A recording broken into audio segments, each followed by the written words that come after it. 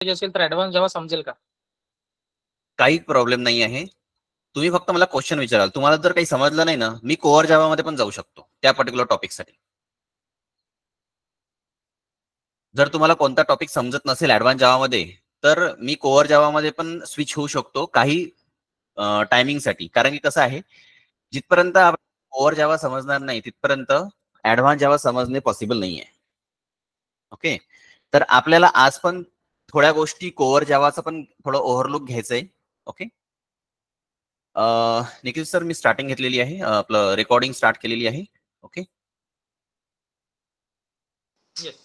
ठीक आहे. चला, तर मी स्क्रीन शेअर करतोय. आता आपण स्टार्ट करूया. फक्त एवढी गोष्ट आहे, जेव्हा मी माझा जो सेशन आहे, मी जेव्हा कोणताही पण टॉपिक तुम्हाला समजून सांगतोय, त्याच्या मधात कोणी क्वेश्चन न विचारता तो टॉपिक जेव्हा संपतो त्यानंतर फक्त जे तुम्हाला विचारायचं आहे ते फक्त एक नोट करून ठेवायचं किंवा चॅटमध्ये टाकून ठेवायचं, जेणेकरून तुम्हाला विचारता येईल. समजतंय सर्वांना? टॉपिक संपल्यानंतर जे क्वेश्चन्स तुम्हाला येतील ते क्वेश्चन्स राईट डाऊन करून ठेवायचे, ते टॉपिक राईट डाऊन करून ठेवायचे जे तुम्हाला समजत नसेल किंवा त्याच्यामध्ये आणखी थोडी क्लिअरिटी हवी आहे. ओके, तर ते टॉपिक तशीच ठेवायचे लिहून आणि नंतर मग विचारायचे. ओके, जेणेकरून मला पण डिस्टर्ब नाही होणार आणि तुम्हाला पण खूप चांगल्या प्रकारे कळेल. सर्वांना yes sir. Yes sir. Okay, तर आणखी एक गोष्ट आता आपण एक चालू करूया. स्क्रीन दिसते सर्वांना? Yes sir. Yes sir. Yes sir. तर आता सर्वांनी बघितलं तर असेलच की तुमचा जो ऍडव्हान्स जावा प्रोग्रामिंग जो सब्जेक्ट आहे त्याच्यामध्ये किती युनिट्स आहेत, बरोबर?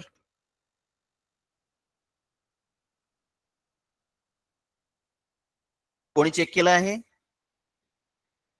की किती युनिट्स आहे, कोणते कोणते युनिट्स आहे? हो सर. तर त्याच्यामध्ये आपल्याकडे सर्वात आधी AWT आहे फर्स्ट चॅप्टर, त्यानंतर स्विंग आहे, त्यानंतर इव्हेंट हँडलिंग आहे, नेटवर्किंग बेसिक्स आहे आणि इंटरॅक्टिंग विथ डेटाबेस आहे आणि सर्वलेट आहे. असे 6 चॅप्टर्स आपल्याकडे आहे अवेलेबल. आणि ह्या 6 पण चॅप्टर मध्ये आपल्याला काय करायचं आहे, खूप चांगल्या प्रकारे टेक्निकल स्किल ह्या याच्यामध्ये. आता मी तुम्हाला सांगतो, हे सर्व ज्या गोष्टी आहेत ना, AWT झालं, स्विंग झालं, इव्हेंट हँडलिंग, नेटवर्किंग बेसिक, म्हणजे हा जो पूर्ण सब्जेक्ट आहे, हा पूर्ण सब्जेक्ट एवढा इंटरेस्टिंग आहे. प्रॅक्टिकली म्हणाल तर जेव्हा तुम्ही प्रॅक्टिकली ह्या सर्व गोष्टी कराल तुम्हाला खूप इंटरेस्ट येणार आणि याचं जेव्हा आपल्याला आउटपुट दिसतं तेव्हा आपल्याला खूप असं मोटिवेटेड वाटतं की बा आपण काय केलंय त्यामध्ये, आपण किती चांगल्या गोष्टी आपण त्यामध्ये करू शकतो. ओके, तर याकरिता तुम्हाला या सब्जेक्टमध्ये एक्साइटमेंट राहणे खूप महत्वाचं आहे. त्यानंतर आणखी एक गोष्ट याच्यामध्ये याचं वेटेज काय आहे, कारण की आपला जो सिलेबस आहे हा 6 युनिटचा आहे. 6 युनिटच्या सिलेबस मध्ये कोणत्या चॅप्टरला किती वेटेज आहे हे आपल्याला लक्षात घेणं खूप महत्वाचं आहे, जेणेकरून आपण प्रायोरिटाईज करूया.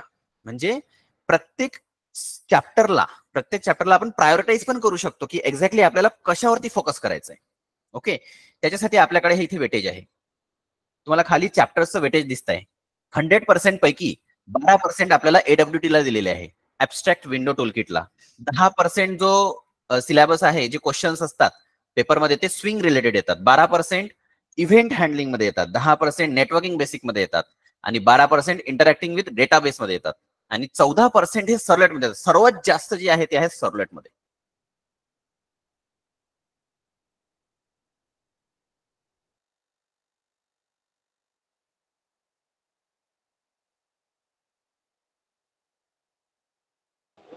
सर आपला माईक ऑफ झालाय.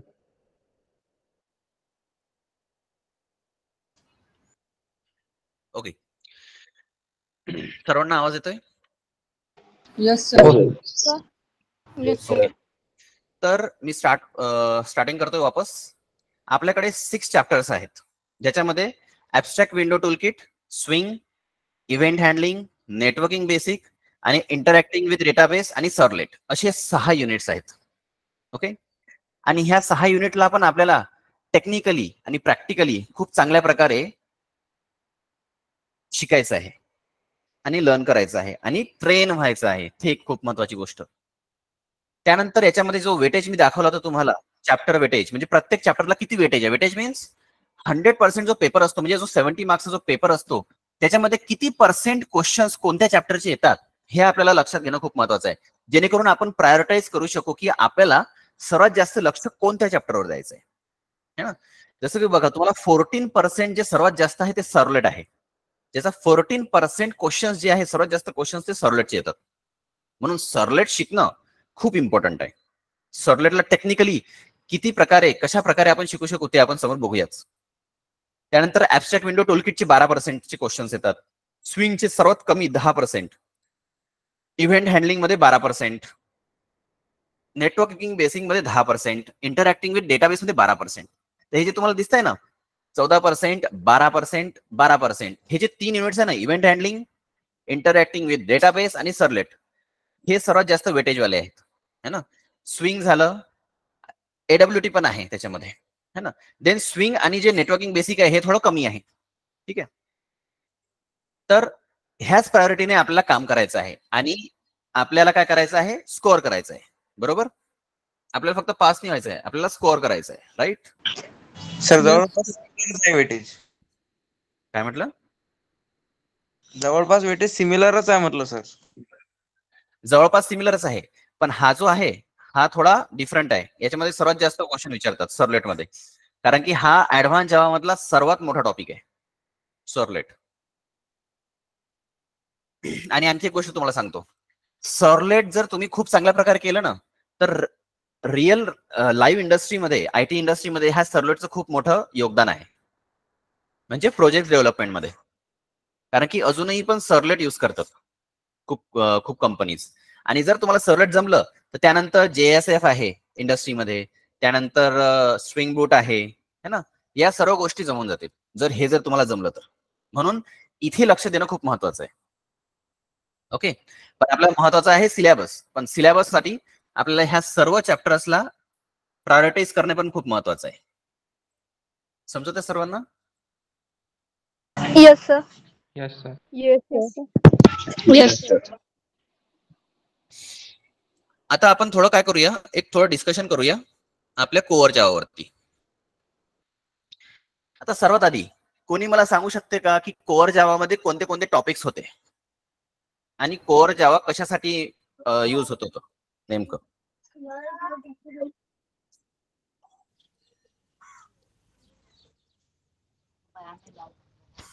कोणी सांगू शकते का? कोणाला आठवते का कोअर जावा मध्ये काय कन्सेप्ट होते?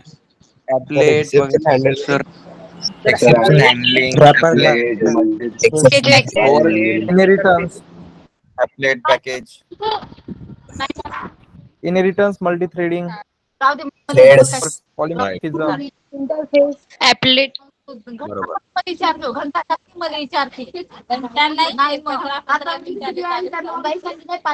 कोणाचा माईक चालू आहे?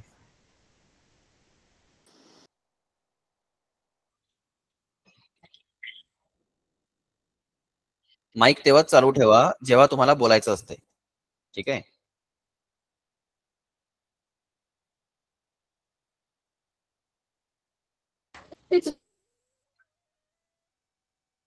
ओके. तर याच्यामधला जो ऍपलेट कन्सेप्ट आहे, ऍपलेट कन्सेप्ट माहिती आहे सर्वांना? ऍपलेट sir. कन्सेप्टचा आपण काय करतो? Yes, sir. ग्राफिकल रिप्रेझेंटेशन करण्यासाठी. राईट. ग्राफिकल युजर इंटरफेस, बरोबर. तर ऍपलेटचा यूज करून आपण ग्राफिकल युजर इंटरफेस रिलेटेड काही डिझाईन्स बनवत होतो बाय युजिंग जावा मध्ये, जे ऍपलेट नावाचा जो पॅकेज असतो तो यूज करून, बरोबर. तर सेम त्याच प्रकारे फक्त थोडं ऍडव्हान्स आपल्याकडे आहे AWT, ऍबस्ट्रॅक्ट विंडो टूलकिट. जसं ऍपलेट होतं त्याच प्रकारे, जसं ऍपलेट मध्ये आपण कोणतं पण एक ग्राफिकल युजर इंटरफेस तयार करत होतो, ठीक आहे, तशाच प्रकारे AWT. आता बघा, ऍपलेट हा एक पॅकेज आहे, AWT पण हा एक पॅकेज आहे. आता पॅकेज मीन्स, पॅकेज काय असतं? Classes and interface collection. हा, collection of classes and interfaces, बरोबर. तर जे कलेक्शन ऑफ क्लासेस आणि इंटरफेसेसचं एक कलेक्शन राहते. फॉर एक्झाम्पल एक फोल्डर असतो, त्या फोल्डरच्या आतमध्ये खूप सारे क्लासेस आणि खूप सारे इंटरफेसेस असतात, त्याला आपण म्हणतो पॅकेज. फॉर एक्झाम्पल कोणतरी एक फोल्डर आहे, बरोबर आहे. आणि हे सर्व मल्टिपल पॅकेजेस मिळून काय बनतं? कोणी सांगू शकतंय? प्रोजेक्ट. नाही, प्रोजेक्ट नाही. Module no module. Jar file माहिती आहे? Jar file. Yes, sir. Yes. Jar file कशाची बनते? झिप फाईलची. जार फाईल झिप फाईलची नाही बनत. जार फाईल बनते मल्टिपल पॅकेजेस मिळून. जे लिस्ट ऑफ पॅकेजेस आहे त्याचा मिळून एक जार फाईल बनते. समजतंय? हे पण मी तुम्हाला दाखवतो. ओके. झिप फाईल तर आपण कशाची पण बनवू शकतो, कोणत्या पण फोल्डरची आपण झिप फाईल बनवू शकतो. ओके, असं नाही आहे. किंवा पण जेव्हा मल्टिपल क्लासेस जे असतात, आता तुम्ही कोअर जावामध्ये क्लासेस शिकले, त्याचा एक एक्झाम्पल आपण आज घेणारच आहोत. कोअर जावा रिलेटेड एक सिम्पल एक्झाम्पल, ज्याच्यामध्ये तुम्हाला कळेल पण की एक्झॅक्टली काय असतं. ओके. त्यानंतर जेव्हा मल्टिपल क्लासेस जेव्हा आपण बनवतो, नंतर इंटरफेसेस आपण बनवतो, त्याला एका फोल्डरमध्ये टाकतो आणि त्या फोल्डरला आपण म्हणतो पॅकेज. ओके. आणि जेव्हा हे असे मल्टिपल पॅकेजेस एका ठिकाणी एका फोल्डरमध्ये येतात, त्याला म्हणतो आपण जार फाईल. ओके. आणि त्या जार फाईलमध्ये काय असतात? मल्टिपल पॅकेजेस असतात. ओके. आणि त्याचा यूज करून आणि अशा प्रकारचे मल्टिपल जार फाईल्सचा यूज करून आपण काय करू शकतो? आपण एक प्रोजेक्ट बनवू शकतो. त्यानंतर मग प्रोजेक्ट येतो. समजतंय सर्वांना? हो सर. Yes, sir. तर इथे आपल्या सिलेबसमध्ये जो फर्स्ट टॉपिक आहे तो आहे AWT, ऍब्स्ट्रॅक्ट विंडो टूलकिट, ज्याच्यामध्ये सेम ऍपलेट सारखंच आपण ग्राफिकल युजर इंटरफेस बनवू शकतो. फक्त डिफरन्स काय आहे? डिफरन्स आहे पॅकेजचा. ऍपलेट मध्ये जे क्लासेस आणि इंटरफेसेस होते आणि जे पॅकेज होते ते, आणि AWT मध्ये जे पॅकेज आणि इंटरफेसेस आहे, क्लासेस आहे, ते डिफरंट आहे आणि थोडे ऍडव्हान्स आहे. एवढाच फरक आहे, बाकी काही फरक नाही आहे ऍपलेट आणि AWT मध्ये. कारण की तुम्हाला माहिती आहे जावा मध्ये काय आहे? काहीच नाही, फक्त क्लासेस आहेत, बरोबर, आणि त्याचे इंटरफेसेस आहेत, बाकी काहीच नाही आहे. आणि एका सिंगल क्लासमध्ये काय असतं? कोणी सांगू शकतं का मला? फक्त कोणत्या गोष्टी असतात? दोनच गोष्टी असतात कोणत्याही क्लासमध्ये. कोणत्या गोष्टी असतात? डाटा मेंबर डेटा मेंबर आणि मेंबर फंक्शन, दोनच गोष्टी असतात, बाकी काही नाही राहत त्याच्यामध्ये. एवढं इझी आहे जावा.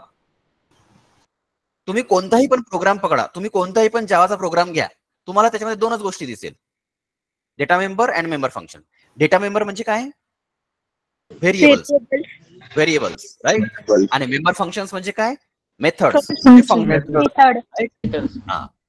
बस ह्या दोनच गोष्टी असतात कोणत्याही पण क्लासमध्ये. तुम्ही ऍडव्हान्स जावाचा क्लास घ्या, तुम्ही कोअर जावाचा क्लास घ्या, कोणताही क्लास घ्या, तुम्हाला फक्त डेटा मेंबर आणि मेंबर फंक्शन दिसणार, दुसरं काहीच नाही राहत. आणि हे जर तुम्हाला कळलं की तुम्ही डेटा मेंबर आणि मेंबर फंक्शन कशा प्रकारे यूज करता, तर तुम्हाला कोणताही पण प्रोग्राम जमेल, कोणताही पण प्रोग्राम, आणि तुम्ही त्याला खूप चांगल्या प्रकारे एक्सप्लेन कराल तुमच्या एक्झाम मध्ये. समजते ना मी काय म्हणतोय? Yes sir. Yes, sir. Yes, sir. Yes, sir. त्यानंतर सेकंड युनिट आहे स्विंग्स. आता स्विंग हा आपण थोडा आणखी ऍडव्हान्स, जसं ऍपलेट होतं इनिशियली कोअर जावामध्ये, त्यानंतर AWT, आणि त्यानंतर आहे स्विंग. फक्त कशाचा फरक आहे? कशाचा फरक सांगितला मी? फक्त लायब्ररीचा, पॅकेजेसचा फरक आहे, बाकी काही फरक नाहीये. थोडं ऍडव्हान्स आणखी. आणि रिअल इंडस्ट्रीमध्ये स्विंग नंतर पण टॉपिक्स आलेले आहेत, आणखी थोडं ऍडव्हान्स रिअल इंडस्ट्रीमध्ये. जे आता लाईव्ह इंडस्ट्री चालू आहे IT इंडस्ट्रीमध्ये, स्विंग पेक्षाही पण नवीन गोष्ट चालू आहे. Java FX. जावा FX, राईट. जावा FX, त्याला आपण म्हणतो जावा FX. स्विंग नंतर आणखी थोडा ऍडव्हान्स. आणि तुम्हाला माहिती आहे की जेवढे पण डेस्कटॉप अप्लिकेशन्स आहेत ना, डेस्कटॉप अप्लिकेशन म्हणजे माहिती आहे का तुम्हाला? डेस्कटॉप अप्लिकेशन काय असतं? डेस्कटॉप अप्लिकेशन असे अप्लिकेशन जे आपण कोणत्याही पण सिस्टीम मध्ये इन्स्टॉल करतो, जसं की APK फाईल डेस्कटॉप अप्लिकेशन आहे. डेस्कटॉप नाही, मोबाईल अप्लिकेशन आहे, राईट. डेस्कटॉप अप्लिकेशन म्हणजे जे आपण आपल्या सिस्टीम मध्ये, आपल्या डेस्कटॉप मध्ये, आपल्या PC मध्ये, है ना, आपल्या कम्प्युटरमध्ये इन्स्टॉल करतो, अशा प्रकारचे अप्लिकेशन म्हणजे डेस्कटॉप अप्लिकेशन. आणि तेच डेस्कटॉप अप्लिकेशन, जसं तुम्ही माहिती आहे कोणत्याही पण कॅफेमध्ये जाता किंवा कोणत्याही पण काय म्हणते रेस्टॉरंटमध्ये जाता, तिथे एक अप्लिकेशन असते त्यांच्याकडे, त्यांच्या सिस्टीम मध्ये. त्याला आपण म्हणतो डेस्कटॉप अप्लिकेशन. कोणती पण ऑर्डर ते घेतात, बरोबर आहे. ऑर्डर घेतात, मग ते फिल करतात, मग ते बिल काढतात, बरोबर आहे. ह्या सर्व गोष्टी करतात. ते कशाने करतात? त्याच्या डेस्कटॉप अप्लिकेशनने करतात. ठीक आहे. आणि तेच डेस्कटॉप अप्लिकेशन जर बनवायचं असेल तर तुम्हाला ऍपलेट, AWT, स्विंग आणि जावा एफएक्स जे आता रिसेंटली चालू आहे याचा युज केला जातो. हे जे दिसतंय ना तुम्हाला, हे 2 टॉपिक, ह्या 2 टॉपिकचा युज करून काय होते, जे डेस्कटॉप अप्लिकेशन्स असतात ते बनतात. समजतंय सर्वांना मी काय म्हणतोय? Yes. तर तुम्हाला इथे इम्पॉर्टन्स समजलं असेल, तुम्हाला इथे खूप मोठं इम्पॉर्टन्स समजलं असेल की आपण जे शिकतोय हे कुठेच वाया जाणार नाही आहे. हे तुम्हाला तुमच्या करिअरमध्ये आणि पूर्ण लाईफ मध्ये तुम्ही जर तुम्हाला जर जावामध्ये करिअर करायचं असेल तर तुमच्या पूर्ण लाईफ मध्ये तुम्हाला हे कामात पडणार आहे. आणि इथे जे आपण शिकणार आहे ते तुम्ही स्वतः इम्प्लिमेंट करून पण बघू शकता. आणि जे आता जसं आम्ही पण काही सॉफ्टवेअर्स बनवतो, याचाच युज करून आम्ही सॉफ्टवेअर बनवतो, डेस्कटॉप अप्लिकेशनचा युज करून. कारण की आम्हाला पण एन्क्वायरीज येतात कंपनीला, किंवा आम्हाला सॉफ्टवेअर पाहिजे, आम्हाला या गोष्टीसाठी सॉफ्टवेअर पाहिजे, त्या गोष्टीसाठी सॉफ्टवेअर पाहिजे, कॅफेसाठी सॉफ्टवेअर पाहिजे, रेस्टॉरंटसाठी पाहिजे, बिलिंगसाठी पाहिजे, ऑनलाईन बुकिंगसाठी पाहिजे, है ना. तर हे जे AWT आणि स्विंग आहे, हे जे आहे हे डेस्कटॉप अप्लिकेशनसाठी खूप महत्वाचं आहे. ओके. ज्याच्यामध्ये मल्टिपल कंपोनंट्स असतात. आता कंपोनंट म्हणजे काय? जसं बटन असते, मेनू असतात, टेक्स्ट बॉक्स असतो, कोणता बॉक्स असतो, डायलॉग बॉक्स असतात, है ना. हे काय आहेत? कंपोनंट्स आहेत, बरोबर. तर ह्या सर्व कंपोनंट्सचा युज करून आपण काय करतो, एक डिझाईन बनवतो, एक समथिंग डिझाईन बनवतो. जसं की त्याच्यामध्ये आपण जसं की कोणत्या कॅफेसाठी आपल्याला अप्लिकेशन तयार करायचं आहे स्विंगचा युज करून किंवा AWTचा युज करून, तर आपण काय करणार, त्याच्यामध्ये आपण टेबल्स दाखवणार, त्या टेबलला बॉर्डर देणार, मग तिथे आपण टेबलचा असा एक इमेज टाकणार, है ना. अशी आपल्याला सगळं काय करायचं, कंपोनंट्स युज करून एक अप्लिकेशन बनवायचं असते. जर आपल्याला खूप चांगला टाइम मिळाला ना तर आपण अशा प्रकारचं अप्लिकेशन पण बनवायचं एक वर्कशॉप घेऊ शकतो आपण. म्हणजे डेस्कटॉप अप्लिकेशन कसं बनवायचं, त्याला युज कसं करायचं, याचं पण आपण एक एक्झाम्पल घेऊ शकतो पुढे जाऊन, जर आपल्याला टाइम मिळाला तर. टाइम मिळेल की नाही मिळेल आपल्याला मग? Yes, sir. Yes, sir. Yes, sir. मिळेल का टाइम? आपण कॅफे अप्लिकेशन बनवू शकतो. कॅफेमध्ये जे अप्लिकेशन युज होतात टेबल बुकिंगसाठी किंवा ऑर्डर बुकिंगसाठी, तेच तसं प्रकारचं अप्लिकेशन आपण बनवू शकतो बाय युजिंग स्विंग आणि AWT.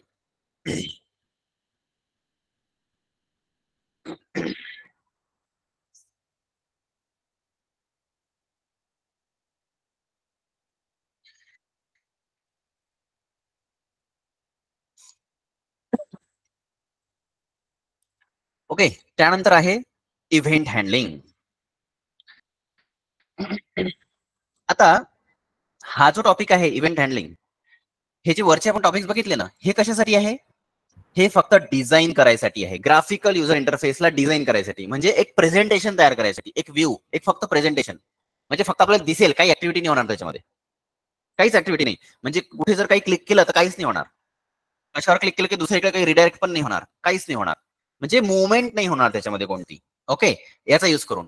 पण याच्यामध्ये जर आपण ह्या दोघांमध्ये पण AWT आणि स्विंग मध्ये जर आपण याला इन्क्लूड केलं इव्हेंट हँडलिंगला, तर काय होईल, आपण त्याच्यामध्ये ऍक्टिव्हिटीज टाकू शकतो, आपण त्याच्यामध्ये मुवमेंट टाकू शकतो. जसं की बटनवर क्लिक केलं की काहीतरी पॉपअप दाखवायचा आहे, काहीतरी मेसेज दाखवायचा आहे, किंवा कलर चेंज करायचा आहे, है ना, किंवा कोणता फॉर्म फिलअप करायचा आहे, राईट. तर अशा प्रकारचे जे ऍक्टिव्हिटीज आहेत ते आपण बाय युजिंग इव्हेंट हँडलिंग करू शकतो. म्हणजे एक प्रकारे आपण काय करू शकतो, एक युजर इंटरॅक्शन बनवू शकतो त्याच्यामध्ये. ठीक आहे. त्यानंतर मल्टिपल प्रोग्रामचं कन्व्हर्सेशन याच्यामध्ये करू शकतो. म्हणजे कसं, एक पेज आहे फॉर एक्झाम्पल बुकिंग लिस्टचं, बुकिंग लिस्ट, बुकिंग करतो ना आपण, ते बुकिंग लिस्टचं, आणि दुसरं आहे बुकिंग करायचं म्हणजे ऍड न्यू बुकिंगचं. तर जेव्हा आपण ऍड न्यू बुकिंग करतो तेव्हा एखादा काहीतरी फॉर्म फिल करतो आणि त्याला आपण बटनवर क्लिक करून सबमिट करतो, बरोबर आहे. त्याच्यामध्ये खूप सारी इन्फॉर्मेशन राहते.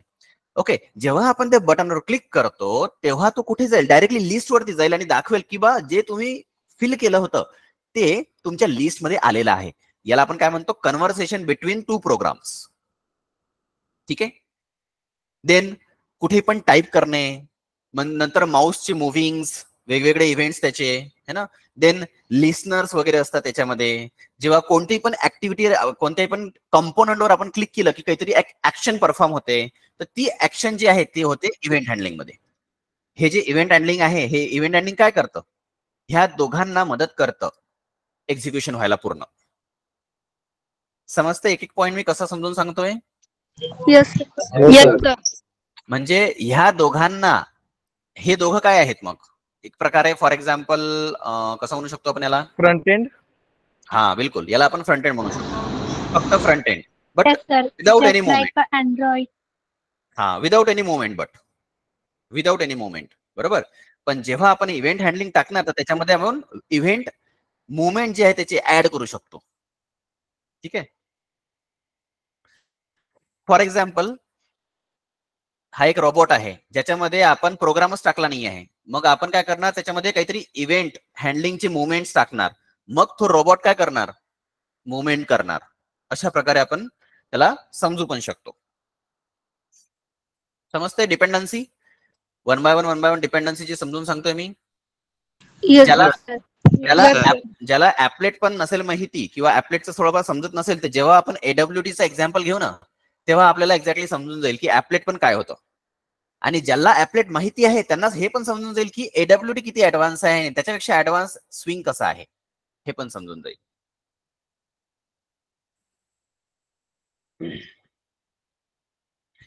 त्यानंतर आहे नेटवर्किंग बेसिक्स हा चॅप्टर. आता बघा, आपण इथे हे शिकत आहे की प्रत्येक युनिटमध्ये आपण काय काय शिकणार आहे. मी तुम्हाला असा ओव्हरव्ह्यू देतोय पूर्ण किंवा प्रत्येक युनिटमध्ये आपण काय शिकणार आहे याचा आपण आज ओव्हरव्ह्यू घेतोय. ठीक आहे. त्यानंतर आहे नेटवर्किंग बेसिक. आता नेटवर्किंग बेसिक मध्ये काय असतं, आता नेटवर्किंग आलं म्हणजे काय आलं, इंटरनेट आलं, बरोबर आहे. इंटरनेट म्हणजे त्याच्यामध्ये इंटरनेटमध्ये पण भाग पडतात ना, जसं की इंट्रानेट आहे, इंटरनेट आहे, इंटरनेट आणि इंटरनेट. हा, लोकल एरिया नेटवर्क असतो, बरोबर आहे. वाईड एरिया नेटवर्क असतो, है ना, बरोबर आहे. लॅन मॅन आणि वॅन असे असतात, राईट. तर ह्या नेटवर्कचा यूज करून आपण काय करू शकतो, आपण डिफरंट डिव्हाइसेसला कनेक्ट करून बाय युजिंग इंटरनेट कम्युनिकेट करू शकतो, बरोबर आहे. हेच या नेटवर्किंगच्या बेसिक्स मध्ये. आता याच्यामध्ये बेसिकच आहे फक्त, जास्त ऍडव्हान्स नाही याच्यामध्ये. याच्यामध्ये बेसिक फक्त आहे नेटवर्किंग बेसिक मध्ये. ओके. ज्याच्यामध्ये सेंड कसं करायचं मेसेज, रिसिव्ह कसा करायचा ओव्हर इंटरनेट, बरोबर आहे. याच्यामध्ये येतं तुमचं socket programming. Socket programming concept असा आहे ज्याच्यामध्ये आपण काय करू शकतो ना, क्लायंट सर्व्हर कम्युनिकेशन. कन्सेप्ट माहिती आहे तुम्हाला, client server communication? Yes, sir. Yes, sir. हा, ज्याच्यामध्ये Yes, मल्टिपल क्लायंट्स असू शकतात, सिंगल सर्व्हर असू शकते किंवा आणि सिंगल एक client server. Single server Yes. पण असू शकते, बरोबर आहे. म्हणजे 1 to 1 कम्युनिकेशन पण असू शकते किंवा 1 to many कम्युनिकेशन पण असू शकते. ठीक आहे. तर याचा यूज करून आपण काय करू शकतो, आता आम्ही एक प्रोजेक्ट बनवला होता, ते समज सांगतो तुम्हाला. आम्ही एक प्रोजेक्ट बनवला होता स्पायवेअरचा, ज्याच्यामध्ये काय होते ना, म्हणजे स्पेसिफिकली कोणत्या कॉलेजसाठी बनवला होता. तुम्ही हा ऍज अ तुमचा फायनल इयरचा प्रोजेक्ट पण करू शकता जर कोणाला करायचं असेल तर. ठीक आहे. तर स्पायवेअरचा आम्ही प्रोजेक्ट बनवला होता, ज्याच्यामध्ये काय करतो, आम्ही एका कॉलेजला दिला होता, ज्याच्यामध्ये काय होते ना, की माहिती आहे तुमची एक सीसी असते, कम्प्युटर सेंटर असते तुमच्या कॉलेजमध्ये. Yes, sir. Yes. तुमच्या सर्वांच्या कॉलेजमध्ये कम्प्युटर सेंटर आहे, बरोबर आहे. तिथे एक मेन सर्व्हर असतं आणि बाकी तुम्ही जे असतात ते जे हँडल करताय ते सगळे क्लायंट असतात तुमचे, बरोबर. Yes. Yes. Yes, sir. तुम्ही जे सिस्टम युज करता तुमच्या सीसी मध्ये, तुमच्या कम्प्युटर सेंटरमध्ये, ते सर्व क्लायंट आहे आणि तुमची एक वेगळी एक केबिन असते किंवा एक वेगळा एक डेस्क असतो, तिथे तुमचा सर्व्हर असतो. ओके. तर आम्ही काय केलं होतं की एका सिंगल सर्व्हरला मल्टिपल क्लायंटला जोडलं होतं. कसं जोडलं, त्याच्यामध्ये आम्ही लॉग इन वगैरे दिलं होतं. आणि लॉग इन आम्ही कशामुळे तयार केलं, जे याच्यामध्ये दिसतं ना स्विंग आणि AWT याचा युज करून आम्ही काय केलं होतं, त्याचा युजर इंटरफेस बनवला होता, क्लायंटचा वेगळा आणि सर्व्हरचा वेगळा. आणि त्याच्यामध्ये आम्ही काय केलं होतं की कोणताही पण क्लायंट जेव्हाही पण लॉग इन करणार, विदाऊट लॉग इन तो सिस्टम युजच नाही करू शकत. अशा प्रकारे आम्ही त्याला केलं होतं. कोणती पण सिस्टम, तुम्ही जेव्हा कोणत्याही पण सीसी वरती जाल तर तुम्हाला सर्वात आधी लॉग इन येणार. तुम्ही तुमचा युजर नेम पासवर्ड टाकणार, तुम्ही ऑलरेडी रजिस्टर्ड असणार त्याच्यामध्ये. ठीक आहे. तुम्ही तुमचा युजर नेम पासवर्ड टाकणार आणि त्याला लॉग इन करणार. लॉग इन केल्याबरोबर तुम्ही काय काय करत आहे ते सर्वांची जी डिटेल्स आहे ते आम्ही सर्व्हरला पाठवत होतो. याला म्हणतात कम्युनिकेशन बिटवीन सर्व्हर आणि क्लायंट. म्हणजे आणि सर सर्व्हरची परमिशन घेतल्याशिवाय आपण दुसऱ्या प्लॅटफॉर्मवर पण नाही जाऊ शकत ना? बिलकुल. त्याच्यामध्ये आपण अशा पण गोष्टी टाकल्या होत्या की बा तुम्ही जेव्हा ब्राउझर ऍक्सेस कराल तर त्याच्यामध्ये कोणत्या कोणत्या वेबसाईट्सला तुम्हाला रेस्ट्रिक्शन आहे ते पण रेस्ट्रिक्शन त्याच्यामध्ये राहत होतं. ओके, तर त्याच्यामध्ये आपण ते पण हँडल करू शकतो. म्हणजे पूर्ण सिस्टीमला कंट्रोल करू शकते कोण? क्लायंटच्या सिस्टीमला आणि सर सर्व्हर त्यात आहे. आपण असं पण ऍड करू शकतो ना की सपोज 2-3 लॅब्स असतात कॉलेजमध्ये, तर एका लॅबसाठी वेगळे ऍड्रेसेस आणि पासवर्ड वगैरे आणि दुसऱ्या लॅबसाठी वेगळे आयपी ऍड्रेस वगैरे. तसं नसतं. ते कसं असतं, प्रत्येक सिस्टीमला वेगळा आयपी ऍड्रेस असतोच, पण जो आपण स्वतः युज करतो आपला स्वतःचा म्हणजे त्या पर्टिक्युलर स्टुडंटचा युजरनेम आणि पासवर्ड वेगळा असतो. तो मग त्या लॅबमध्ये कोणती पण सिस्टीम युज करेल, कारण की सर्व्हर एकच आहे. प्रत्येक क्लायंटसाठी सर्व्हर कोणता असतो? एकच असतो, बरोबर आहे. आणि त्या सर्व्हरवरच सगळ्या गोष्टी स्टोअर असतात. क्लायंटवर कोणती गोष्ट स्टोअर नाही होत. आता याच्यामध्ये काय व्हायचं की तुम्ही जे पण टाईप करता तुमच्या कीबोर्डमध्ये, तुमच्या क्लायंट सिस्टीममध्ये, तुम्ही जे पण बघत आहे त्याचे स्क्रीनशॉट्स, ते सर्व आम्ही सर्व्हरला पाठवत होतो. म्हणजे सर्व्हरला ते माहिती होत होतं किंवा कोण कोण लॉग इन आहे, मग कोण काय करत आहे, ते सर्व त्याच्यामध्ये दिसत होतं सर्व्हरला. म्हणजे सर्व्हर पूर्ण मॉनिटर करू शकत होता की तुम्ही जेव्हा सीसीओ किंवा क्लायंट सिस्टीमवर बसता आणि जे पण तुम्ही करत आहे, सिस्टीम मध्ये काही सर्च करत आहे, तुम्ही काही टाईप करत आहे, तुम्ही काही बघत आहात, तर त्याचे पूर्ण स्क्रीनशॉट्स, त्याचे पूर्ण कीवर्ड्स जे तुम्ही टाईप करताय कीबोर्डमध्ये, ते सर्वांची इन्फॉर्मेशन सर्व्हरला जात होती. आणि हे कशामध्ये बनलं होतं? डेस्कटॉप अप्लिकेशन मध्ये. आणि क्लायंट आणि सर्व्हरसाठी दोघांसाठी पण डिफरंट. तर ते कशामध्ये बनवलं होतं? हे आम्ही बनवलं होतं बाय स्विंग आणि AWT. त्याच्यामध्ये इव्हेंट हँडलिंग पण आम्ही केलं होतं. त्याच्यामध्ये नेटवर्किंग बेसिक म्हणजे जो सॉकेट कन्सेप्ट आहे, ज्याच्यामुळे आपण काय करू शकतो, क्लायंट सर्व्हर कम्युनिकेशन, हे जे मी सांगितलं ना आता, तो आहे सॉकेट कन्सेप्ट. त्याच्यामध्ये खूप इम्पॉर्टंट कन्सेप्ट आहे हा सॉकेट कन्सेप्ट, जेणेकरून आपण ओव्हर इंटरनेटचा युज करून आपण कोणत्याही पण गोष्टी सेंड आणि रिसीव्ह करू शकतो. हे बघ इथे लिहिलं आहे, डाउनलोडिंग अ फाईल और sending a message to the server, है ना. म्हणजे सर्व्हरला आपण त्या सगळ्या गोष्टी सेंड करू शकतो क्लायंट कडून, आणि सर्व्हर त्याला कमांड देणार. सर्व्हर पण स्वतः कमांड देऊ शकतो. समजा त्यांना जर असं आठवलं की बा कोणी काहीतरी दुसरी गोष्ट करत आहे, ठीक आहे, जी अशी अनवॉन्टेड आहे किंवा अननोईंग अशी गोष्ट करतो आहे, ज्याचा त्याला फायदा नाही आहे किंवा त्याला करायला नाही पाहिजे ती गोष्ट, ठीक आहे, तर सर्व्हर काय करू शकते, त्याच्या सिस्टीमला सरळ मेसेज पाठवू शकते की बा you need to shut down your system first. अशा प्रकारे सरळ सरळ मेसेज पाठवू शकते आणि त्या क्लायंटला तिथे दिसणार की बा हा मेसेज आलेला आहे सरळ सरळ. आणि याला आपण ऑटोमेट पण करू शकतो. हे तर झालं मॅन्युअल. याला आपण ऑटोमेट पण करू शकतो, जेणेकरून काय होईल की कोणी ते पर्सन सर्व्हरला बसणार नाही. तिथे आपण ऑटोमॅटिकली त्या सगळ्या गोष्टी फाइंड आउट करून, म्हणजे कोणत्या सिस्टीम वरती काय चालू आहे हे सर्व, आणि हे सगळं होतं ऑटोमॅटिक त्या पर्टिक्युलर गोष्टीला यूज करून. समजतंय मी काय म्हणतोय? रिअल वर्ल्ड मध्ये ह्या गोष्टीचा कसा वापर होतो हे मी तुम्हाला समजून सांगतोय.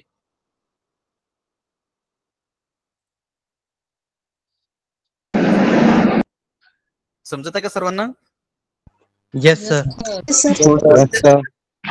Yes, sir. सर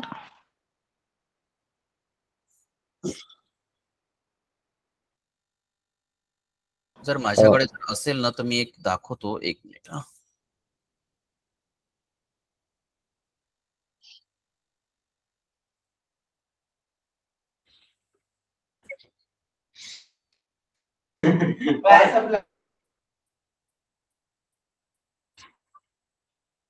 हा, हे बघा, तुम्हाला स्क्रीन दिसतंय का? Yes sir. अपाचीचा नेटबीन्स ओपन केलेला आहे, दिसतंय? याच्यामध्ये बघा हे सर्व असे वेगवेगळे प्रोजेक्ट्स आहेत, आणि याच्यामध्ये बघा हे जे तुम्हाला दिसतंय ना, हे चहाचा कप दिसतोय, हे सर्व डेस्कटॉप अप्लिकेशन आहे, दिसतंय? चहाचा कप हे डेस्कटॉप अप्लिकेशन आहे. आणि हे जे वरचे दिसतंय ना, हे ऍडव्हान्स जावाचे, हे कोअर जावा आणि ऍडव्हान्स जावा असं आपण म्हणू शकतो. म्हणजे सर्लेटमध्ये प्रोग्राम्स, सर्लेटमध्ये प्रोजेक्ट्स, ठीक आहे. हे बघा, मॉनिटर ऍडमिन, मॉनिटर स्टुडंट, दिसतंय? ऍडमिन मध्ये याच्यामध्ये बघा सोर्स पॅकेज असतो याच्यामध्ये. हा बघा असे पॅकेजेस असतात. त्याच्यामध्ये डेटाबेसचं वेगळं डेटाबेस. आता बघा तुम्हाला एक युनिट पण आहे डेटाबेसचा, तुम्हाला खाली युनिट पण आहे बघा, इंटरॅक्टिंग विथ डेटाबेस. याच्यानंतर हा डेटाबेस पण आहे. म्हणजे तुम्ही हे करून याच्यासोबतच याला पण युज करू शकता. म्हणजे आम्ही सिंगल प्रोजेक्ट मध्ये तुमचं हे सर्व युज करतो, त्याच्यामधलं काहीच नाही राहत, है ना. हे बघा त्याच्यामध्ये लायब्ररीज दिसते तुम्हाला. हे बघा MySQL ची लायब्ररी JDK 11 यूज केलेला आहे, है ना. त्यानंतर मॉनिटर ऍडमिन मध्ये बघा, हे तुम्हाला जावाचे प्रोग्राम दिसत आहे आणि याच्यामध्ये बघा हे जे डिझाईन दिसते ना तुम्हाला, हे बघा आता, हे बघा हे डिझाईन, हे आहे ग्राफिकल युजर इंटरफेस. हे बघा स्विंग कंटेनर दिसते, स्विंग दिसते का, स्विंग, हे बघा Yes. हे आहे स्विंगचे कंपोनंट्स जे आम्ही युज करतो, है ना. म्हणजे इथे जे तुम्हाला सिलेबस मध्ये आहे ते सर्व गोष्टी आपण इथे इम्प्लिमेंट करतो. हे जे स्विंग तुम्हाला दिसतंय, स्विंग आणि AWT, हे दोन्ही गोष्टी आम्ही इथे, बटन त्याचे हे सगळे कंपोनंट दिसत आहे तुम्हाला इथे. हे डिझाईन, हे जे डिझाईन आहे ना, हे बघा ग्राफिकल युजर इंटरफेस आहे हा पूर्ण. हे बघा ग्राफिकल, स्टुडंट डिटेल, स्क्रीनशॉट्स दिसते इथं, स्क्रीनशॉट दाखवतो आपण, स्लायडर दाखवतो इथं स्क्रीनशॉट्स आपण तिथे. त्यानंतर लॉग इन पेज, हे बघा लॉग इन पेज, है ना. आणि हे डेटाबेस सोबत कनेक्टेड आहे. हे बघा इथे डेटाबेसचं आहे तिथे दिलेलं, हे बघा हे पूर्ण डेटाबेसचा कोड आहे, क्लास आहे हा डेटाबेसचा, है ना. तर हे आपण सर्व इम्प्लिमेंट करतोय. त्यानंतर हे झालं ऍडमिनचं.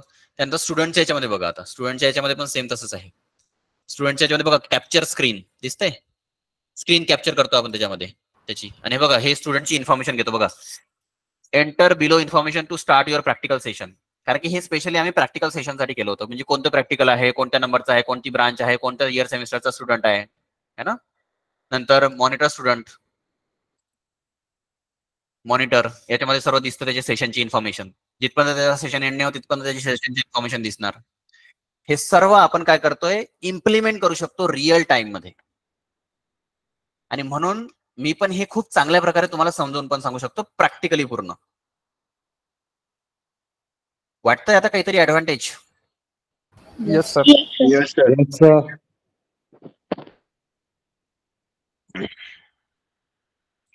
तर हा जो कन्सेप्ट आहे, हा प्रत्येक कन्सेप्ट जो चॅप्टर आपण बघतोय ते प्रत्येक चॅप्टर एकमेकाशी इंटरकनेक्टेड आहे. म्हणजे पूर्ण एक प्रोजेक्टच सर्व युनिट म्हणून आपण बनवू शकतो.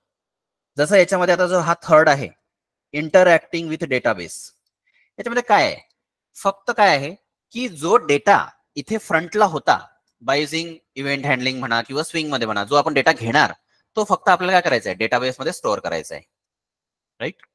त्याला मॅनिप्युलेट करायचं आहे. मॅनिप्युलेट म्हणजे इन्सर्ट, अपडेट, डिलीट, क्रड ऑपरेशन्स म्हणतो आपण, क्रड ऑपरेशन्स. क्रडचा मिनिंग काय होते ते सांगतो आता, CRUD, क्रड. हे क्रड इंडस्ट्रीमध्ये क्रड म्हटल्या जाते. क्रड म्हणजे काय, C म्हणजे क्रिएट, R म्हणजे रिट्राईव्ह, अपडेट, डिलीट, त्यानंतर डिलीट. बस हे 4च ऑपरेशन होतात. डेटाबेस रिलेटेड फक्त हे 4 ऑपरेशन होतात, बाकी कोणते ऑपरेशन नाही होत. आणि बाकीचे सर्व जे ऑपरेशन्स आहेत ते त्यांचं कॉम्बिनेशन असतं, म्हणजे अपडेट रिट्राईव्हचं कॉम्बिनेशन, डिलीटचं आणि अपडेटचं कॉम्बिनेशन, अशा कॉम्बिनेशन मध्ये होतात याच्यामध्ये. पण याच्या व्यतिरिक्त कोणतेच ऑपरेशन डेटाबेस रिलेटेड होत नाही. बस हे 4 ऑपरेशन महत्वाचे आहे. क्रिएट करायचं, कोणत्याही गोष्टीला क्रिएट करणे, क्रिएट म्हणजे रजिस्ट्रेशन करणे, क्रिएट म्हणजे रजिस्ट्रेशन जेव्हा आपण करतो म्हणजे क्रिएट करतो, बरोबर आहे. रिट्राईव्ह करणे म्हणजे रजिस्ट्रेशन झाल्यानंतर जे रजिस्टर्ड इन्फॉर्मेशन लॉग इन केल्यानंतर दिसते ती म्हणजे काय, रिट्राईव्ह करणे, बरोबर आहे. किंवा तुम्ही तुमचं प्रोफाईल अपडेट करता म्हणजे अपडेट ऍक्टिव्हिटी. नंतर तुम्हाला काहीतरी डिलीट करायचं आहे, कोणता कॉन्टेंट तुम्हाला लिस्ट मधला डिलीट करायचा आहे तर डिलीट ऍक्टिव्हिटी, है ना. तर ह्या 4 ऍक्टिव्हिटीज आपल्याला ह्या डेटाबेस मध्ये शिकायच्या आहे. फक्त ह्या 4 ऍक्टिव्हिटीज. आपण क्रिएट कसं करू शकतो, आपण रिट्राईव्ह कसं करू शकतो, म्हणजे शो कसं करू शकतो, डिस्प्ले कसं करू शकतो, अपडेट कसं करू शकतो इन्फॉर्मेशनला, आणि डिलीट कसं करू शकतो, हे 4 गोष्टी आपण इथे शिकणार आहे डेटाबेसमध्ये. समजतंय सर्वांना काय म्हणतोय मी? Yes, sir. Yes, sir. Yes sir. आतापर्यंत आपण जे बघितलं ते होतं टोटली डेस्कटॉप अप्लिकेशन साठी. हे जे तुम्ही बघितलं ना, AWT, swing, event handling, networking basic, interacting with database, हे सर्व होतं डेस्कटॉप अप्लिकेशन बनवायसाठी. पण आता हे जे खाली दिसतंय ना सर्वलेट, हा जो सर्वलेट आहे हा स्पेशली आपण यूज करतो कशासाठी, वेब अप्लिकेशन्ससाठी. वेब अप्लिकेशन्स कोणते असतात, आतापर्यंत आपण डेस्कटॉप अप्लिकेशनचं बघितलं जे आपण इन्स्टॉल करतो कोणत्याही पण सिस्टीम मध्ये, कोणत्याही पण पीसी मध्ये, ठीक आहे. आता वेब अप्लिकेशन काय असते, ज्या ऍप्लिकेशनला आपण इंटरनेटद्वारे ऍक्सेस करू शकतो ऑनलाईन वेबवरती. वेबसाईट थ्रू आपण ऍक्सेस करतो. एका ब्राउझरवर. अशी Browser. गोष्ट बिलकुल अशी गोष्ट जी आपण इन्स्टॉल नाही करत आणि जे आपण बाय युजिंग ब्राउझर ऍक्सेस करू शकतो. विदाउट ब्राउझर आपण ऑनलाईन करू शकतो का? No sir. No sir. नाही करू शकत. तुम्ही तुमचा मोबाईल घ्या, तुम्ही तुमचा लॅपटॉप घ्या, तुम्ही तुमचा डेस्कटॉप घ्या, तुम्हाला विदाउट ब्राउझर कोणतीच वेबसाईट तुम्ही ऍक्सेस नाही करू शकत. बरोबर आहे. तिथं ब्राउझर पाहिजे म्हणजे पाहिजेच. ओके. आता का बरं पाहिजे पण ब्राउझर काय माहिती आहे? आणि तुम्हाला हे माहिती आहे की बा जे वेबसाईट आपण बनवतो त्याच्यामध्ये कोणत्या कोणत्या गोष्टीचा युज करून आपण वेबसाईट बनवतो? त्याच्यामध्ये आपण HTML, CSS, जावास्क्रिप्ट, बरोबर, फ्रंट एंड टेक्नॉलॉजीज याचा युज करतो, रिॲक्ट JS, अँग्युलर, ह्या सर्व गोष्टी युज करतो, ज्याचा युज करून आपण काय करतो, डिझाईन बनवतो वेब पेजची. आणि त्याच डिझाईनला म्हणजे जे आपण फ्रंट एंड म्हणतो त्याचाच एक दुसरा पार्ट असतो बॅक एंड, आणि ते बॅक एंड आपण बनवतो सर्वलेट मध्ये. ते आपण कशाने बनवतो? सर्वलेट मध्ये बनवतो. बरोबर आहे. म्हणजे जेव्हा आपण डेटाबेस मध्ये हे ऑपरेशन करतो ना, insert, update, delete, create, retrieve, update, delete, हे जे ऑपरेशन करतो, हे ऑपरेशन आपण डायरेक्टली फ्रंट एंड मधून करू नाही शकत. त्याच्यासाठी आपल्याला एक मिडलमॅन पाहिजे. तर आपला हा सर्वलेट आहे मिडलमॅन, जो काय करतो, फ्रंट एंड म्हणजे जे वेब पेजेस असतात, फ्रंट एंड म्हणजे HTML, CSS, जावास्क्रिप्ट जे आपल्या CSS मध्ये आहे, ठीक आहे, तर त्याचं कम्युनिकेशन डायरेक्टली डेटाबेस सोबत करतो. कोण? सर्वलेट. तर सर्वलेट कोण आहे? एक मिडलमॅन आहे जो कम्युनिकेशन कशाचं करतो, डेटाबेसचं कम्युनिकेशन कोणासोबत करतो? फ्रंट एंड सोबत करतो, म्हणजे HTML, CSS, जावास्क्रिप्ट सोबत करतो. ठीक आहे. म्हणजे आता तुम्ही हे पण बघत आहे ना, इथं पण आपण जे ऍक्टिव्हिटी बघतोय हे फक्त आपल्याला दिसत आहे. हे जे आपल्याला दिसतंय इथे, म्हणजे हे जे आपल्याला दिसतंय डिझाईन, हे फक्त एक डिझाईन आहे जे फ्रंट एंड मध्ये बनवलेलं आहे. पण जेव्हा मी कोणत्याही पण एका बटनवर क्लिक करतो, समजा मी याच्यावर बटनवर क्लिक केलं, इथं मी प्रेझेंट केलं, तर हे काय, एक बॅकएंड ऍक्टिव्हिटी आहे. बरोबर आहे, एक बॅकएंड ऍक्टिव्हिटी आहे. तर आपण हे जे सर्वलेट आहे ना, हे सर्वलेट कशासाठी युज करतो? बॅकएंड ऍक्टिव्हिटीसाठी युज करतो, म्हणजे डेटाबेसशी कम्युनिकेशन करायसाठी युज करतो. कोणाचं कम्युनिकेशन? फ्रंट एंडचं कम्युनिकेशन डेटाबेसशी झालं पाहिजे, त्याच्यासाठी आपण सर्वलेट युज करतो. आणि सर्वलेट म्हणजे काय आहे? एक क्लासच आहे, बाकी काहीच नाही आहे. समजतंय मी काय म्हणतोय? Yes, sir. Yes sir. कोणत्याही पण स्टॅटिक वेबसाईटला डायनामिक करायचं काम कोण करते? वेब सर्वलेट करते. बस हे लक्षात ठेवायचं.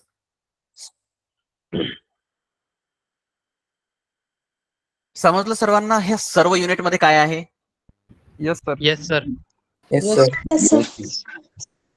आता इथपर्यंत कोणाला काही डाऊट आहे का ते विचारा.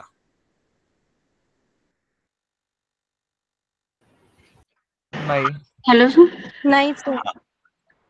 सर, जावास्क्रिप्ट आणि VB.NET मध्ये काय डिफरन्स आहे? बघा, जावास्क्रिप्ट जे आहे ते फ्रंट एंड टेक्नॉलॉजी आहे आणि VB.NET पण फ्रंट एंड टेक्नॉलॉजी आहे. पण VB.NET ला युज करून आपण काय करू शकतो, जे बॅक एंड टेक्नॉलॉजी सोबत जे कम्युनिकेशन करायचं आहे ते C# सोबत करू शकतो. म्हणजे त्याची जे बॅक एंड टेक्नॉलॉजी आहे ती डिफरंट आहे. म्हणजे कॉम्पॅटिबिलिटी सांगतोय मी. प्रत्येक लँग्वेजची स्वतःची कॉम्पॅटिबिलिटी असते. ठीक आहे. त्याची काय म्हणतात, सपोर्ट सिस्टीम असते. तर जेव्हा आपण जावास्क्रिप्टचा युज करतो तिथे आपलं वेब ऍप्लिकेशन बनते, पण ते वेब ऍप्लिकेशन कोणासोबत कॉम्पॅटिबल आहे हे समजणं खूप महत्वाचं आहे. ओके. तर जावास्क्रिप्ट जे आपण युज करतो त्याच्यामध्ये आपण PHP मध्ये युज करू शकतो, पायथॉन, जावामध्ये युज करू शकतो, त्याचं इंटिग्रेशन करू शकतो. ओके. पण जे VB.NET आहे ते त्याला सपोर्ट होते, म्हणजे मायक्रोसॉफ्ट रिलेटेड आहे. बरोबर आहे. तर मायक्रोसॉफ्ट अगर रिलेटेड आहे तर मायक्रोसॉफ्टची जी लँग्वेज आहे, कोणती लँग्वेज आहे? C# ऐकली आहे कोणी? किंवा .NET ऐकली आहे कोणी लँग्वेज? बरोबर आहे. त्याच्यासाठी VB.NET युज केला जाते front end, as a front end technology VB.NET.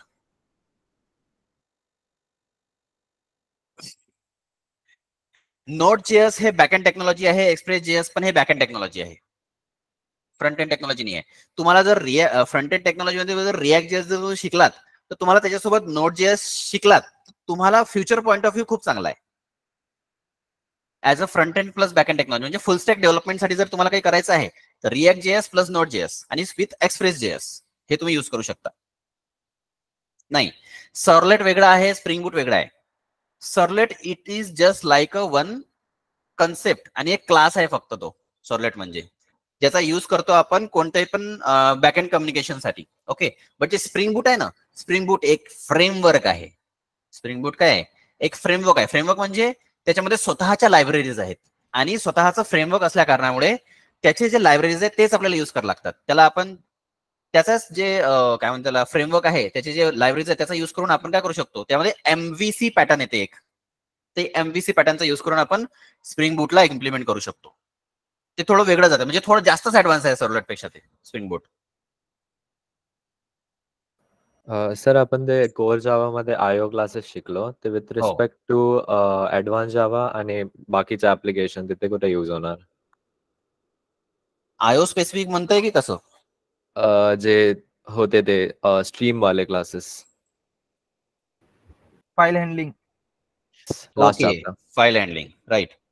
तर आपण आपल्या याच्यामध्ये युज करू शकतो ते फाईल हँडलिंगचे जे आयोचे जे टॉपिक्स होते ना कोर जावा मधले, ते ऍडव्हान्स जावा मध्ये पण आपण युज करू शकतो.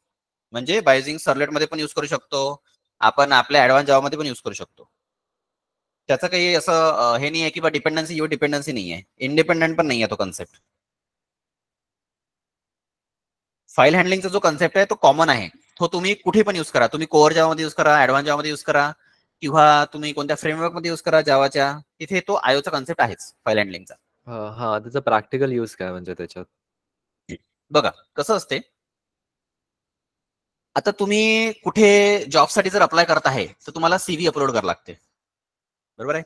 किंवा आम्ही जेव्हा आता कोणते पण ऍप्लिकेशन युज करतो तेव्हा आम्हाला व्हिडिओज अपलोड करावे लागतात, बरोबर आहे? आणि ते शो करावे लागतात. याला काय म्हणतो आपण? आउटपुट स्ट्रीम आणि इनपुट स्ट्रीम, बरोबर आहे? जिथे फाईल आली तिथे आला IO, इनपुट आउटपुट. आणि हे सेम आपण ऍज अ सॉकेट, आता सॉकेट प्रोग्रामिंग मध्ये पण युज करू शकतो. जे सॉकेट प्रोग्रामिंग आहे ना नेटवर्किंग, ज्याच्यामध्ये मी म्हटलं होतं की बा तुम्हाला आपण मेसेज सेंड करू शकतो एका सिस्टीमवरून दुसऱ्या सिस्टीम मध्ये, तिथे पण इनपुट आउटपुट सिस्टीम आपण युज करू शकतो. Got it.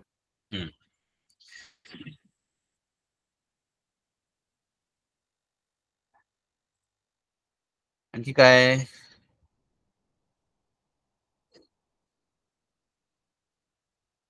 CV म्हणजे करिक्युलम विटाय, त्याला आपण रिझ्युमे पण म्हणतो.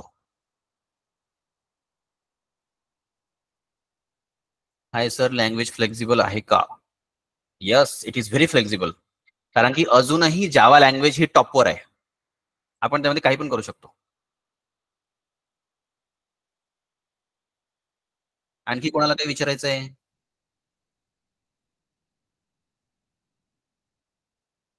बिलकुल, JDK शिवाय तर काहीच नाही होत. तुम्ही जर JDK युज नाही केला तर तुम्ही ऍडव्हान्स जावा कसं करणार? JDK मध्ये काय आहे? JDK काय आहे? काय आहे JDK? जावा डेव्हलपमेंट किट म्हणजे काय आहे? जावा डेव्हलपमेंट किट म्हणजे काय? एक लायब्ररी आहे जावाची, बरोबर? एक जावाचे पॅकेजेस आहे त्याच्यामध्ये, त्या लायब्ररीमध्ये. आता त्या लायब्ररीचाच आपण युज नाही करणार तर आपण इम्प्लिमेंटच कसं करणार कोणता प्रोजेक्ट किंवा कोणता प्रोग्रामच आपण एक्झिक्यूट नाही करू शकत, बरोबर आहे? Okay sir. .NET हे एक फ्रेमवर्क आहे, बरोबर?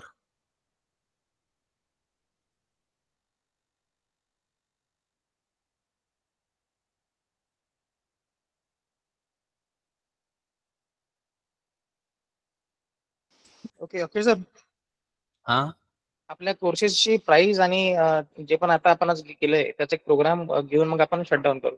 ठीक आहे.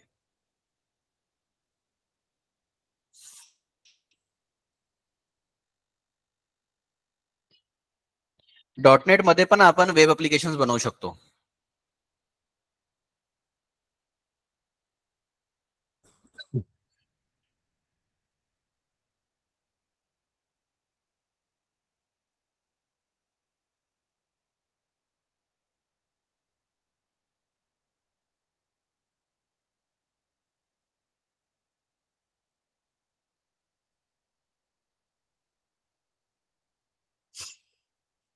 JDK मध्ये खूप सारे, JDK इज अ पार्ट ना, just like a part. JDK हा एक जस्ट पार्ट आहे आपल्या जावा मधला, आणि JVM पण त्याच्यामधला एक पार्ट आहे. आपण नेक्स्ट मध्ये आपण हे बघूया, JVM, JDK, JRE हे जे असतात ना, हे काय आहे एक्झॅक्टली, काय आहे याचा आपण एक वेळा शॉर्ट मध्ये ओव्हरव्ह्यू पण बघूया. JSP आणि सर्लेट. JSP मध्ये आपण काय करू शकतो, HTML, CSS, जावास्क्रिप्ट, जसं PHP आहे ना तसंच JSP आहे. JSP मध्ये आपण काय करू शकतो, आपला जो जावाचा कोड, त्यानंतर HTML CSS जावास्क्रिप्टचा कोड एकत्र लिहू शकतो आपण JSP मध्ये. जावा सर्व्हर पेजेस म्हणतो आपण त्याला. आणि ते डायरेक्टली रन होतात. डायरेक्टली इंटरप्रिटरचा यूज करून रन होतात. आणि जे सर्वलेट आहे ना, त्या सर्वलेटला आपल्याला पहिले कंपाईल करावं लागते, त्यानंतर रन होते. आणि सर्वलेट एक क्लास आहे, JSP मध्ये क्लास नाही राहत. सर्वलेट मध्ये आपल्याला क्लास लिहावंच लागते. हा डिफरन्स आहे.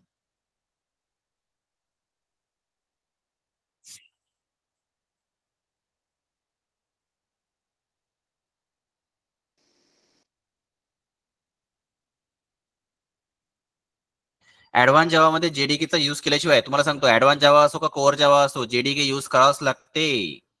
JDK शिवाय पर्याय नाही आहे. सुरुवात तर JDK पासूनच होते.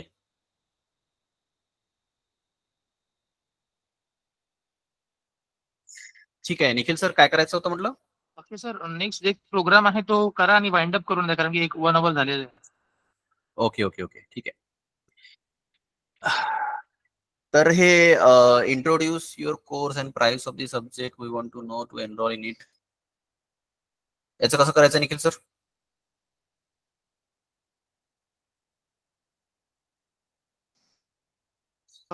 ओके, आवेश पठाण म्हणतोय, sir please introduce your course and price of the subject we want to enrol in it. Okay, so सगळ्यांना माहितीच असेल की सध्या आम्ही ऍडव्हान्स जावा आणि CSS हे 2 सब्जेक्ट स्टार्ट केलेले आहे. आणि प्रत्येकांची फीस काय 3,000, 2,000, 2,500 अशी नाहीये. ओके, प्रत्येकांना परवडेल अशी आहे 1,599 रुपये. Okay, just like original fees बाहेर तुम्हाला माहिती आहे किती आहे, मला सांगायची आवश्यकता नाही.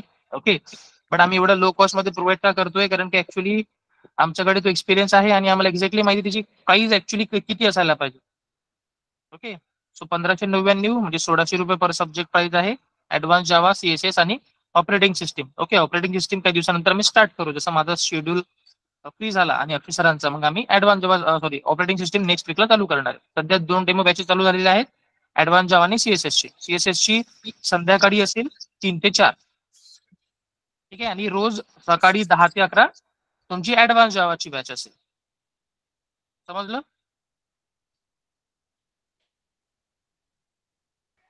हो सर.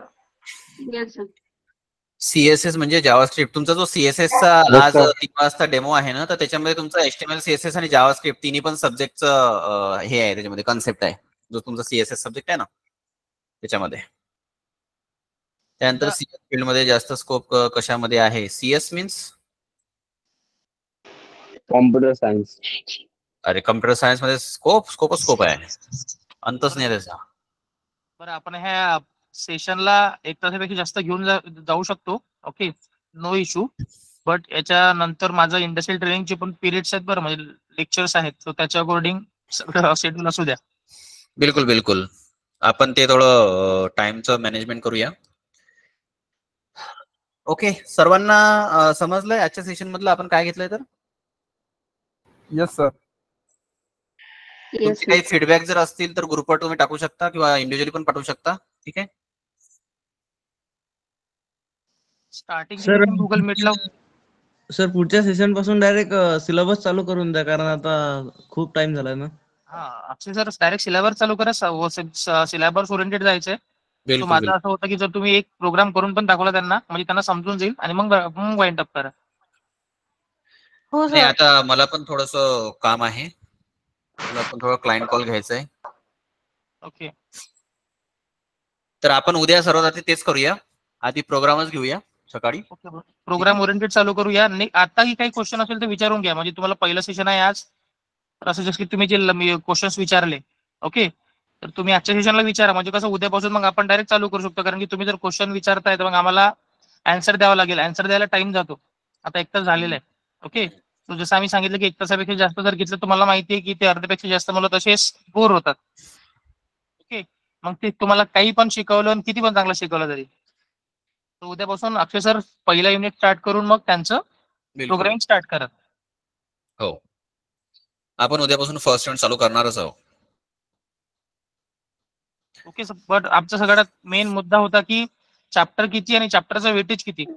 ओके, सो इथे मोस्टली इक्वली सगळ्यांना वेटेज आहे. ओके, बट जे लास्ट वाले जे आणि सगळे जे युनिट्स आहेत ते सगळे युनिट्स इंडस्ट्री मधले आहेत, जसं तुम्हाला सांगितलं असेल सरांनी.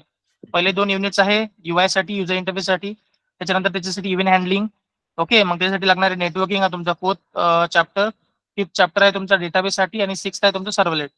या सगळ्या युनिट्सला तुम्ही कंबाईन करून एक पर्टिक्युलर वेबसाईट्स वगैरे बनवू शकता. तर याच्यासाठी आता जे पण प्रोग्रामिंग आहे ते तुम्ही उद्यापासून स्टार्ट होऊन जाईल तुमची चॅप्टर 1 ची. Chapter 1 first point, okay, topic 1 हा चालू होऊन जाईल. दिलेला 1 पॉईंट 2 पॉईंट जसे कव्हर अप होतील तुमच्या अंडरस्टँडिंगच्या अकॉर्डिंग तसं आपण घेऊ. ओके,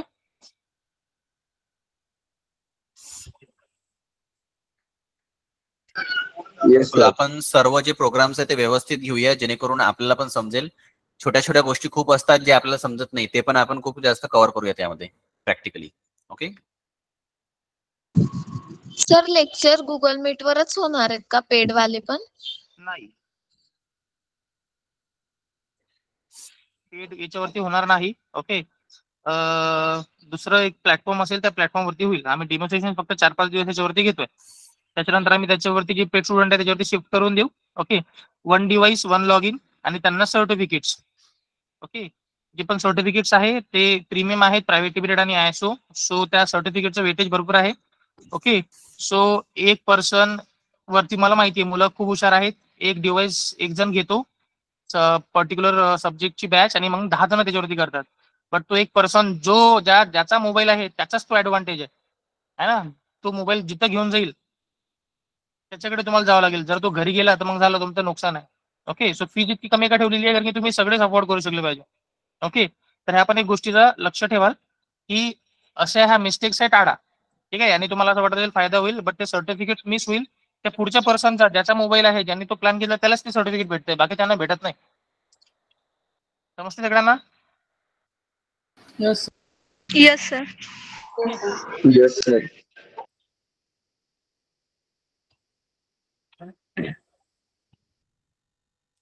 ठीक आहे मग. Nikhil sir, sir handwritten notes राहणार आहे का? हो, तुम्हाला नोट्स मिळतील. हँड रिटन पण असू शकते आणि प्रिंटेड पण असू शकते, दोन्ही पण. Okay sir.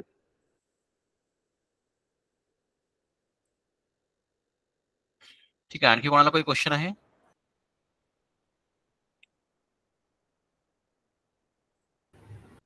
सर बॅचेस की प्रेझेंट आपल्याला सिलेबस कम्प्लीट करायचा आहे, याच्या अकॉर्डिंगच सगळ्यांनी या. ओके, म्हणजे आपण आता सगळे जे क्वेश्चन विचारले या क्वेश्चन मुळे आपलं थोडंसं अर्धा पाऊण तास गेला. बट पहिला लेक्चर होतं तर आपण सगळ्या गोष्टी अलाउड करतोच. पण नेक्स्ट सेशन पासनं जसं की आपला जो मेन मुद्दा आहे सिलेबस कम्प्लीट करणे आणि सिलेबस मधला प्रत्येक पॉईंट कम्प्लीट करणे, याच्यावरती फक्त फोकस असू द्या. ओके, निखिल सर, आपण काय करू ना की उद्यापासून आपण 10-15 मिनिटं आधीच, म्हणजे आय थिंक 10:45 पर्यंत घेऊया. त्यानंतर मग सेशन घेता येतं क्वेश्चन अँसर्सचं, है ना. 10-15 मिनिटं क्वेश्चन अँसरचं सेशन चालतंय. आणि सगळ्यांनी हे पण इम्पॉर्टंट आहे, सगळ्यांनी 10 वाजता आम्ही 10 मिनिटं पहिलेच एक लिंक टाकून देऊ अक्षय सर, है ना. हो, 10 मिनिटं पहिले लिंक टाकून देऊ, म्हणजे तुम्ही 10 पर्यंत कनेक्ट करा सगळेजण. मग जर आम्ही 10ला तुम्ही जॉईन होताय, आम्हाला 10-15 पर्यंत वेट करावं लागतंय, म्हणजे 10-15 मिनिटं वेस्ट होत आहेत.